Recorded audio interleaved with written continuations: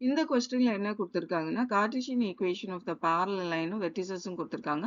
Vector equation of the parametric form இந்த straight லைனோட parametric ஃபார்மும் கார்ட்டீசியன் ஈக்குவேஷனும் கேட்குறாங்க.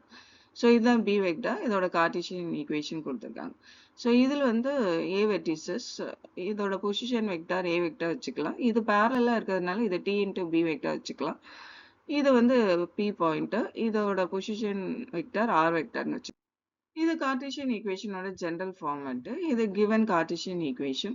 இதை இந்த ஜெனரல் ஃபார்மேட் கொண்டு வரணும். ஸோ இங்கே நெகட்டிவ் சைன் இல்லை, அதனால இங்கே நெகட்டிவ் சைன் காமனாக எடுக்கலாம். அதே மாதிரி இங்கே 2 காமனாக எடுத்தோம்னா இது நமக்கு கிடைக்கும்.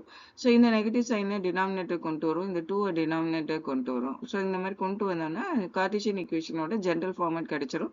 ஸோ அதனால நமக்கு B1 B2 B3 values தெரியறதுனால B வெக்டாரை நம்ம எழுதலாம். இதுலேருந்து நமக்கு இந்த 1/2 காமனா எடுக்கணும். 1/2 காமனா எடுத்தோம்னா இந்த மாதிரி நமக்கு கிடைக்கும்.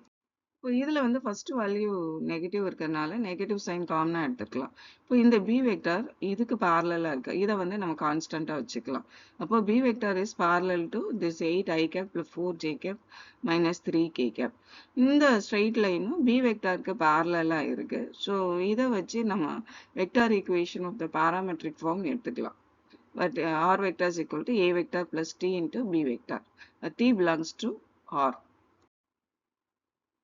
இப்போ நமக்கு எல்லா வேல்யூஸுமே இருக்கு. இந்த a வெர்டிசஸ்ல இருந்து a வெக்டார் நமக்கு பொசிஷன் வெக்டார் எடுக்கலாம்.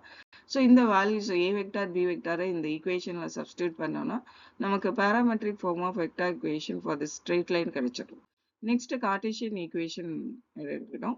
ஸோ இது ஜெனரல் ஃபார்மேட். இந்த x1 y1 z1 வேல்யூ நமக்கு தெரியும் இந்த a வெர்டிசஸ் தான்.